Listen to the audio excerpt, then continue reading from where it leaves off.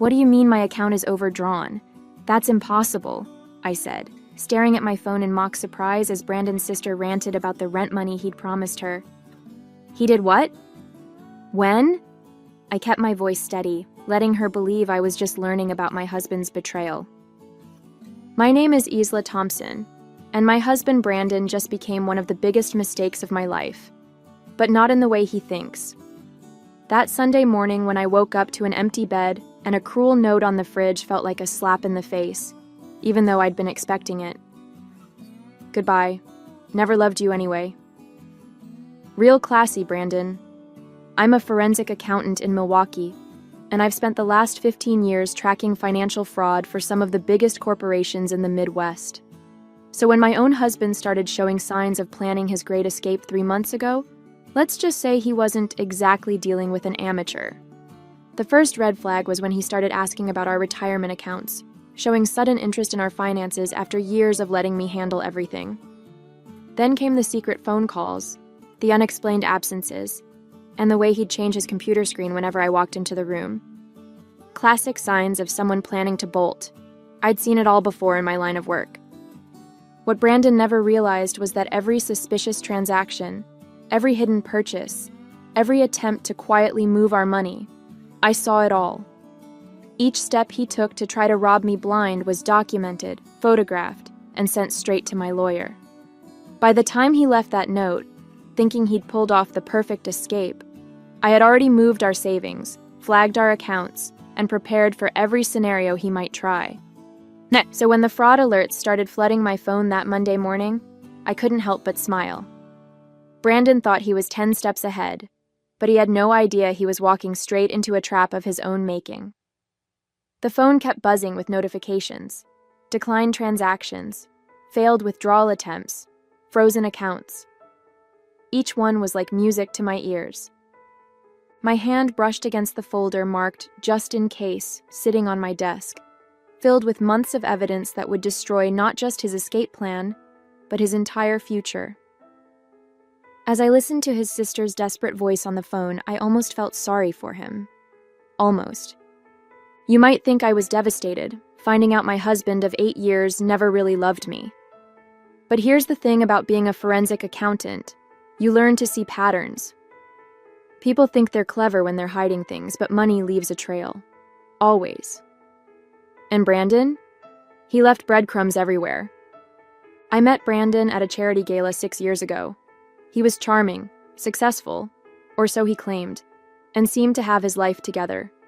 He worked as an investment advisor, drove a nice car, and talked about building a future together. I was impressed by his confidence, his ambition. Looking back now, I should have noticed how he always deflected questions about his clients, how vague he was about his past. The first 3 years were good, or at least I thought they were. We bought a beautiful house in the suburbs of Milwaukee, planned exotic vacations, and talked about starting a family. But there were always these little things that didn't quite add up, like how he'd get defensive whenever I asked about his student loans, or how he'd change the subject when I mentioned meeting his old colleagues. "You don't trust me?" he'd say, turning it around on me. "Why do you need to know everything? Don't you think I can handle my own finances?" Classic manipulation. I'd seen it countless times in my work, people using emotional leverage to avoid financial transparency. But I let it slide because I wanted to believe in us, in him. That was my first mistake. Then came the signs I couldn't ignore. Last Christmas, he insisted on separate accounts for our holiday spending. "It'll be more romantic if we surprise each other," he said. But I noticed the credit card statements he thought he'd hidden, showing purchases at high-end jewelry stores, jewelry I never received. The weekend business trips that didn't match any conferences I could find. The mysterious calls from numbers that always went straight to voicemail when I was around.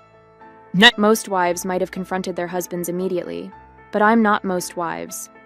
Instead, I started pulling bank statements, tracking transactions, and building a case. Every time he thought he was covering his tracks, he was actually giving me more evidence. I watched as he slowly tried to drain our accounts, thinking I was oblivious to it all. "You're working late again?" he'd ask, feigning concern while I sat at my computer. Just catching up on some cases, I'd reply, not mentioning that the case I was working on was his. The breaking point came 3 weeks ago. I was working late, actually late this time, when my colleague Susan rushed to my desk. Her face was pale, and she was clutching her phone like it might bite her. "Isla, you need to see this," she said, her voice shaking. "I was reviewing the Thompson case files when I found something. It's about Brandon." My stomach dropped as I looked at her screen. There it was, Brandon's name, linked to a series of suspicious transactions we were investigating. Not as a witness or a victim, but as a person of interest. The same patterns I'd been tracking in our personal accounts were showing up in his professional dealings. He wasn't just planning to leave me. He was running from something much bigger. "There's more," Susan whispered, scrolling through the documents. "He's been named in 3 other fraud investigations. Different states, different names, but the same MO. He finds successful women, marries them, then disappears with their money. The last one was in Phoenix, just before he moved to Milwaukee." The pieces started falling into place. The charm, the secrecy, the sudden interest in our finances, it was all part of his pattern. I wasn't his wife, I was his next target. And he had no idea that his latest mark was someone who specialized in catching people exactly like him. That night, I sat in our kitchen until dawn, going through everything with fresh eyes. The loving husband act, the careful manipulation, the way he'd slowly tried to isolate me from my friends and family. It was all so clear now. I found myself laughing, not because it was funny, but because of the sheer irony. He'd picked the wrong woman to con. I spent the next 3 weeks preparing. Every morning, I'd kiss him goodbye like nothing was wrong. Every night, I'd listen to his lies about work while documenting every suspicious transaction. I moved our savings, contacted the FBI's Financial Crimes Unit, and gathered evidence that would not only protect me, but help his previous victims. "You seem different lately," he said one night, studying my face. "Is everything okay?" I smiled, thinking about the trap I'd set, about how his own arrogance would be his downfall. "Just tired from work," I replied. "You know how it gets this time of year." He nodded sympathetically, probably thinking I was working hard to earn more money for him to steal. If he'd paid more attention, he might have noticed the gleam in my eye, the one that said I knew exactly what he was planning. But con men like Brandon never think they'll be the ones getting conned. And that's the thing about people who make a living betraying others. They never expect to be the ones getting played. The morning after Brandon disappeared, his plan started unfolding exactly as he'd expected. The first call came from our bank. Unusual activity, multiple withdrawal attempts, credit cards maxed out. The second was from his sister Kelly, hysterical about the money he'd borrowed. The third was from a woman named Rachel Clark in Phoenix, asking if I knew where her husband was. Her husband. The words hit me like a bucket of ice water. "I'm sorry, what did you say?" I gripped my phone tighter, sitting down at my kitchen table. "Brandon Murphy. He's still legally my husband," Rachel explained, her voice tight with anger. "He disappeared with my savings 3 years ago.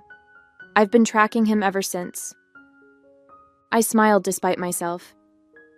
"Actually, here he went by Brandon Thompson. And you're not going to believe this, but I've been expecting your call." Over the next hour, Rachel and I compared notes. Same charming smile, same investment advisor story, same pattern of slowly draining accounts before disappearing. But this time, there was one crucial difference. Me. "I've gathered enough evidence to bring him down," I told her, "but I need your help to catch him." That's when my phone buzzed with a text from Brandon. "I'm sorry, can we talk? Just one last time?" Perfect. He was following the pattern I discovered in Rachel's case, reaching out after the initial disappearance, trying to manipulate his way into one last chance to access any remaining funds. I showed the text to my lawyer, who was already preparing our counterattack. "Let's set the trap," she said, her eyes gleaming. I agreed to meet Brandon at a coffee shop downtown. When I arrived, he was already there, looking appropriately remorseful. His eyes were red, his clothes slightly rumpled, the perfect picture of a man who'd made a terrible mistake. "Isla, I'm so sorry," he began, reaching for my hand across the table. "I've been going through some things, dealing with some bad investments. I panicked." I pulled my hand away, playing my part perfectly. "How much trouble are you in, Brandon?" His eyes lit up. Just a flicker, but I caught it. He thought I was falling for it. "About $200,000, but I have a plan to fix everything. I just need access to our emergency fund." I pretended to consider it, watching him squirm. "The emergency fund, right. The one you tried to empty yesterday?" His face fell for just a second before he recovered. "That was a mistake. I wasn't thinking clearly. But if you help me now, I promise—" To what? To disappear again? Or to stick around long enough to drain my accounts like you did to Rachel in Phoenix? The color drained from his face. For the first time since I'd known him, Brandon Thompson, or Murphy, or whatever his real name was, looked genuinely shocked. "You know, the funny thing is," I continued, sliding a folder across the table, "if you'd done your research, you might have realized that stealing from a forensic accountant wasn't your smartest move." Just then, 2 FBI agents approached our table. I stood up, straightening my jacket. "Oh, and Brandon? You might want to call a lawyer. A good one." As Brandon was being led away by the FBI agents, my phone lit up with a call from Susan. Her timing couldn't have been better. "We've got him," she said, her voice triumphant. "The team just finished analyzing those offshore accounts you flagged. Brandon isn't just running a marriage con. He's been operating a massive Ponzi scheme. We're looking at fraud in the millions." I watched through the coffee shop window as Brandon was placed in a federal vehicle. He looked small now, nothing like the confident man who thought he'd outsmarted me. "How many victims?" I asked, already knowing the answer would be ugly. 23 so far, spanning 5 states. 12 marriages, all to successful women in finance. But here's the kicker. He was planning something bigger. We found evidence of a new investment firm he was setting up. He was going to use your credentials and reputation to lure in high-net-worth clients. I thought about all those late nights when he'd ask about my cases, showing sudden interest in my work. He wasn't being supportive. He was gathering information, planning to exploit my professional reputation for his biggest scam yet. "The irony," I said, "is that if he hadn't gotten greedy, if he'd just stuck to his usual marriage scam, he might have gotten away again, but he just had to go bigger." "That's not even the best part," Susan continued. "Remember that country club membership he insisted on last year? Turns out he was using it to meet his next target, Caroline Mitchell, the hedge fund manager. He was already laying the groundwork for his next disappearing act." I recalled all the Sunday golf games, the late-night networking events. While he was playing the devoted husband at home, he was setting up his next victim. But Caroline Mitchell wasn't just any hedge fund manager.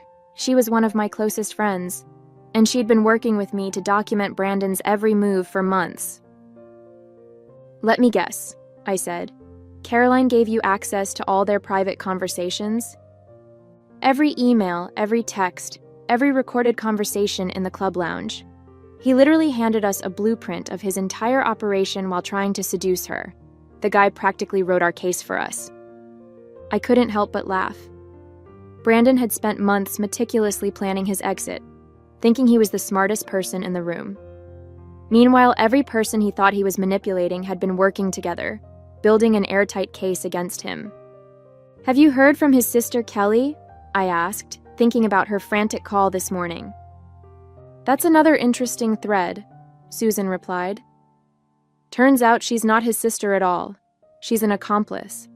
They've been running this scam together for years.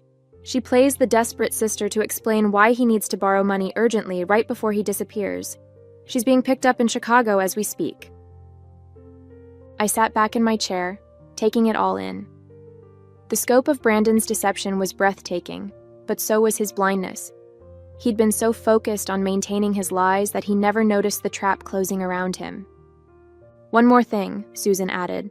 "We found his real identity. His name isn't Brandon Thompson or Murphy, it's Brandon Roberts. and he's been wanted for fraud in Canada since 2015. I smiled, thinking about the massive case file waiting on my desk. Well, Brandon Roberts, welcome to your worst nightmare. I was about to head back to the office when my phone buzzed again. This time, it was a text from an unknown number. You think you're clever, but you have no idea what's coming. Check your email. The message was followed by an email containing detailed photos of me with my family, my daily routines, even shots through my home windows. A chill ran down my spine, not from fear, but from anger. Brandon had hired someone to watch me.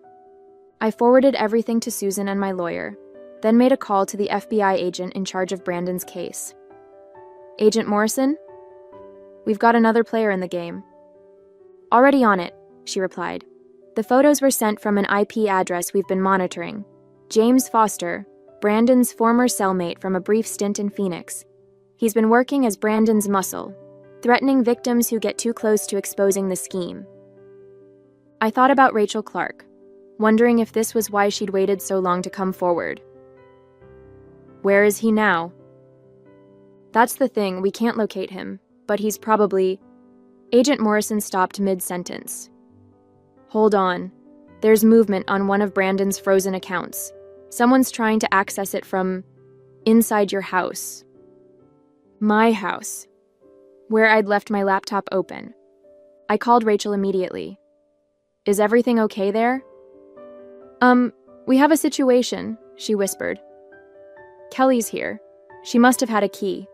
She's trying to access Brandon's accounts from your computer. Kelly, the fake sister, who was supposed to be in custody in Chicago. My mind raced through the possibilities. Either she'd escaped or... Rachel, get out of there now. Kelly's not working alone. I heard a crash in the background, followed by Rachel's sharp intake of breath. Too late, Foster's here too. My heart pounded, but my mind remained clear. This was exactly the kind of desperate move I'd anticipated. Rachel, remember what we discussed? It's time. Through the phone, I heard Rachel's calm voice.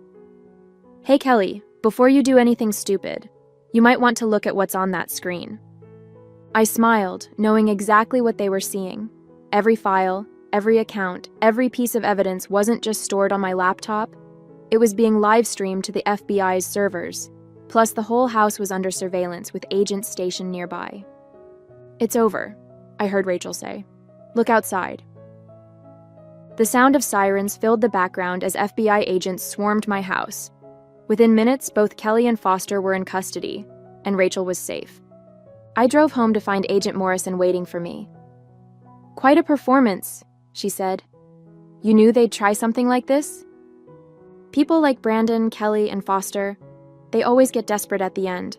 They're so used to being in control that they can't handle losing it. I looked at my house, now a crime scene. I just had to make them think they had one last chance to win.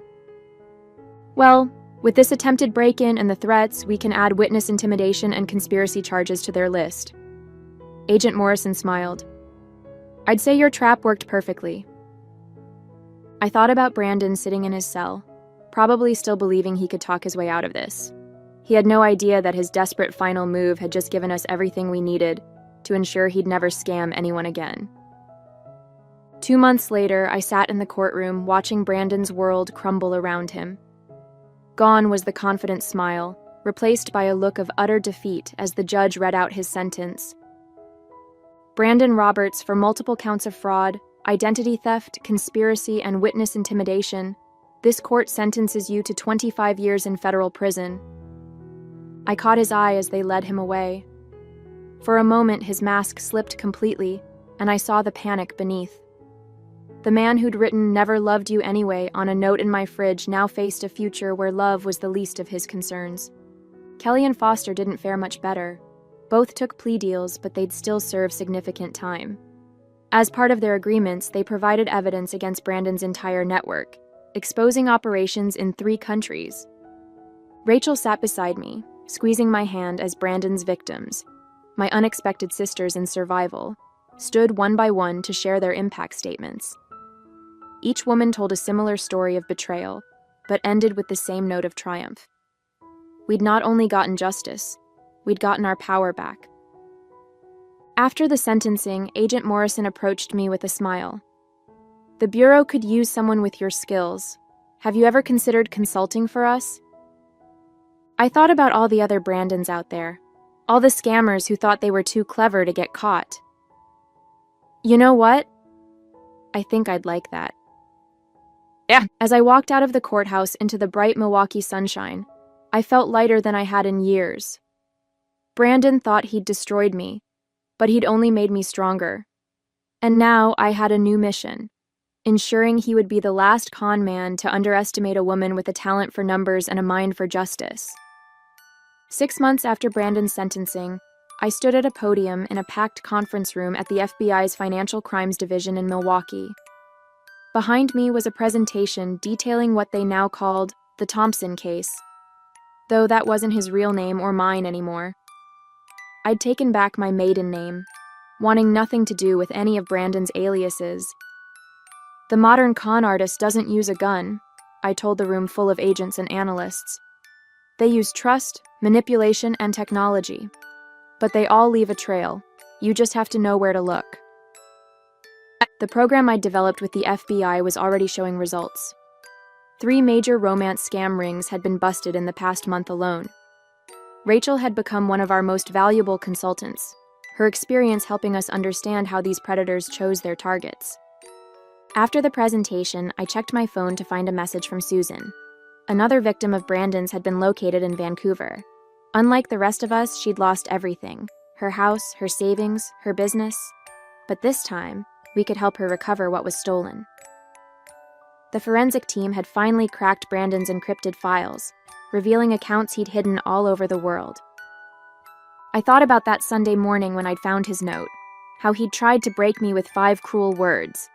Instead, he'd given me a gift: the chance to help others fight back against people like him.